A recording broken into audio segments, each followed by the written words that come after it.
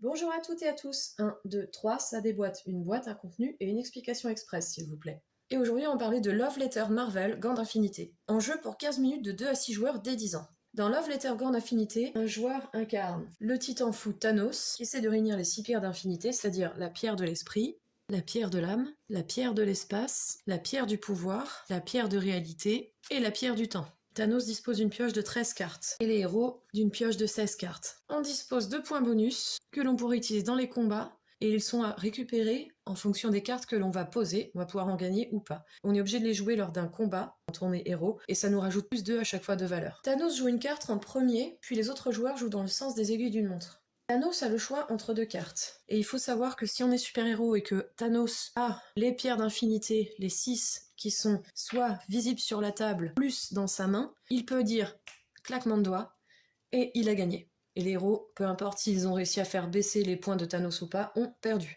Donc notre but, ça va être d'empêcher Thanos de récupérer les 6 pierres d'infinité. Par exemple, la pierre de réalité va lui permettre de piocher 2 cartes, puis de placer tout son paquet de cartes en main. Ou par exemple la pierre du temps qui va copier l'effet d'une autre carte posée devant vous.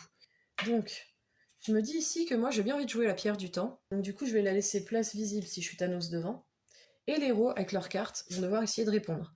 Par exemple ici on a Spider-Man qui va annoncer une valeur, si Thanos détient une carte de cette valeur, elle est vaincue. Si Spider-Man avait joué, il va annoncer une valeur 5, Thanos a bien une valeur 5, donc Thanos serait vaincu et perdrait un point de vie. Par contre, si par exemple ici Spider-Man avait annoncé une valeur 4, Thanos n'a pas une carte 4, et du coup, ce ne serait pas Thanos qui aurait perdu un point, mais les super-héros. Et donc le cas pour les super-héros pour récupérer des pions de pouvoir, on a avec par exemple Black Panther ici, on va avoir un pion pouvoir, on va pouvoir donner à soi-même ou à un coéquipier. La partie s'arrête de 3 façons différentes. Soit Thanos n'a plus de points de vie, soit les héros n'ont plus de points de vie, soit Thanos a trouvé les 6 pierres d'infinité, qu'elles soient placées devant ou dans ses mains. À vous de jouer.